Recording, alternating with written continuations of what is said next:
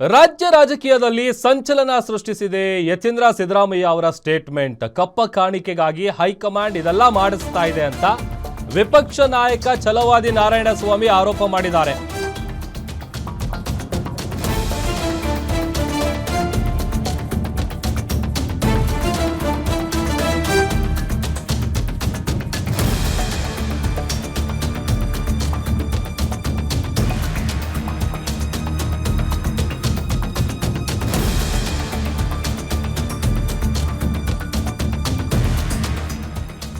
ಯತೀಂದ್ರ ಸಿದ್ದರಾಮಯ್ಯ ಅವರು ಕೊಟ್ಟಿರುವಂತಹ ಹೇಳಿಕೆ ರಾಜ್ಯ ರಾಜಕೀಯದಲ್ಲಿ ಸಂಚಲನ ಸೃಷ್ಟಿಸಿದೆ. ಕಪ್ಪ ಕಾಣಿಕೆಗಾಗಿ ಹೈಕಮಾಂಡ್ ಇದೆಲ್ಲ ಮಾಡಿಸ್ತಾ ಇದೆ ಅಂತ ಪರಿಷತ್ ವಿಪಕ್ಷ ನಾಯಕ ಛಲವಾದಿ ನಾರಾಯಣಸ್ವಾಮಿ ಆರೋಪ ಮಾಡ್ತಾ ಇದ್ದಾರೆ. ನಾ ಕೊಡೆ ನೀ ಬಿಡೆ ಹಗ್ಗ ಜಗ್ಗಾಟ ನಡೆದಿದೆ, ಇದಕ್ಕೆ ಕಾರಣ ಹೈಕಮಾಂಡ್.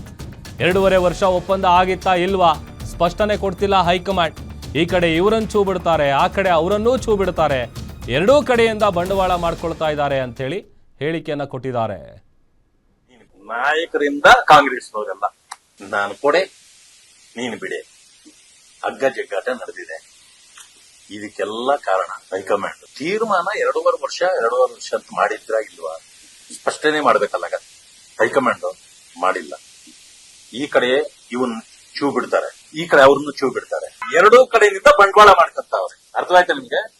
ಚುನಾವಣೆಗಳು ನಡೆಸಬೇಕಲ್ಲ, ಅವನ್ ಜಾಸ್ತಿ ಕೊಟ್ರೆ ಅವನಾಗ್ಬಿಡ್ತಾನ ಅಂತ ಹೇಳಿ ಇವರು ಒಂದಷ್ಟು ಒಟ್ಟಿಗೆ ಕಪ್ಪು ಕಾಣಿಕೆಗಾಗಿ ಇವರಿಬ್ಬರನ್ನ ಎತ್ಕಟ್ಟಿ ಇವ್ರ ಜಗಳದಲ್ಲಿ ಇಡೀ ರಾಜ್ಯ ಹಾಳಾಗ್ತಾ ಇದೆ. ಬದಲಾವಣೆ ಆಗ್ತದಾ ಇಲ್ಲ ಅದು ನಮ್ಮ ಕೆಲಸ ಅಲ್ಲ. ನಮಗೆ ಯಾರು ಬಂದ್ರು